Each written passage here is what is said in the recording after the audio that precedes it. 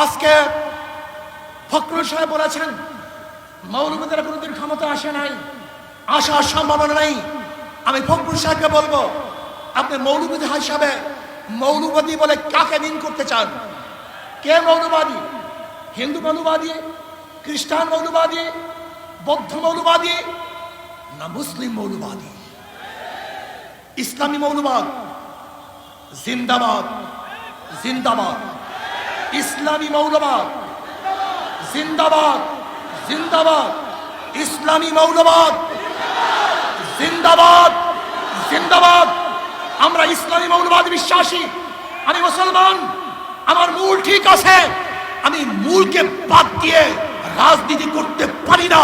৯২% মুসলমানদের দেশে ইসলামী মূল্যবাদকে বাদ দিয়ে, ইসলামী মূল্যবোধকে বাদ দিয়ে কেউ কোনোদিন রাজনীতি করতে পারে নাই, পারবে না ইনশাআল্লাহ।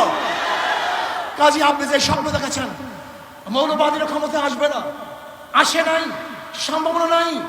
আর আমি উল্টো দেখছি, ইনশাআল্লাহ আগামী বাংলাদেশ ইসলামী মৌলবাদীদের বাংলাদেশ, আগামী বাংলাদেশ কোরআন ও সুন্নাহর বাংলাদেশ, আগামী বাংলাদেশ এদেশের স্বাধীনতাকামী মানুষের বাংলাদেশ, আগামী বাংলাদেশ ধর্মীয় ব্যক্তিত্বের বাংলাদেশ, আগামী বাংলাদেশ সাম্য, মানবিক মর্যাদা এবং ন্যায় বিচার প্রতিষ্ঠিত বাংলাদেশ।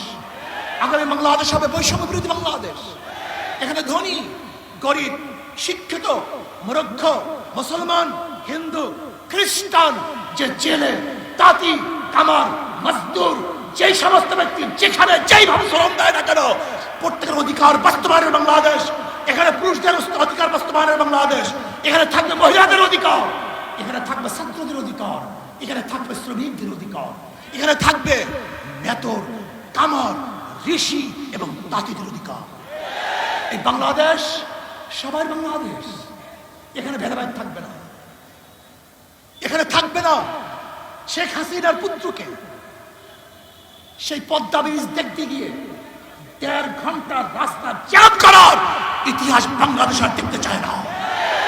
এখানে কোন প্রাইম মিনিস্টারের জন্য, কোন মন্ত্রীদের জন্য, বর্তমান উপদেষ্টা প্রধানের জন্য রাস্তা বন্ধ থাকবে, জনগণ কষ্ট করবে, এই বাংলাদেশ আমরা দেখতে চাই না। এরকম বাংলাদেশ আমরা চাই না।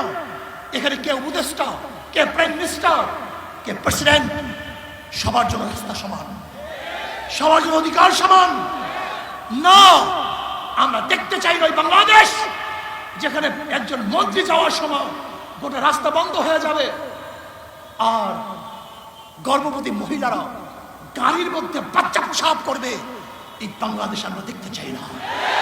আমরা দেখতে চাই না এই বাংলাদেশ যেখানে একজন উপরস্থ কর্মকর্তা আসার কারণে ফেরি বন্ধ থাকবে, আর সেই রোগী ওপারে ফেরির অভাবে ধুকে ধুকে মরবে। এই বাংলাদেশ আর দেখতে চাই না। বাংলাদেশ বড় লোকরা বিদেশে গিয়ে চিকিৎসা নিবে, আর আমাদের দেশের গরিবরা ধুকে ধুকে চিকিৎসার অভাবে মারা যাবে। সেই বাংলাদেশ দেখতে চাই না। আমি দেখতে চাই না সেই বাংলাদেশ কেউ থাকবে 10 তলায়, কেউ থাকবে নিচতলায় না, কেউ খাবে কেউ খাবে না, তা হবে না, তা হবে না। কেউ পড়বে কেউ পড়বে না, কেউ পরিধান করবে কেউ পরিধান করবে না, কেউ গোশ খাবে কেউ মাছ খাবে, আর কেউ না খেয়ে থাকবে। সেই বাংলাদেশ আমরা দেখতে চাই না।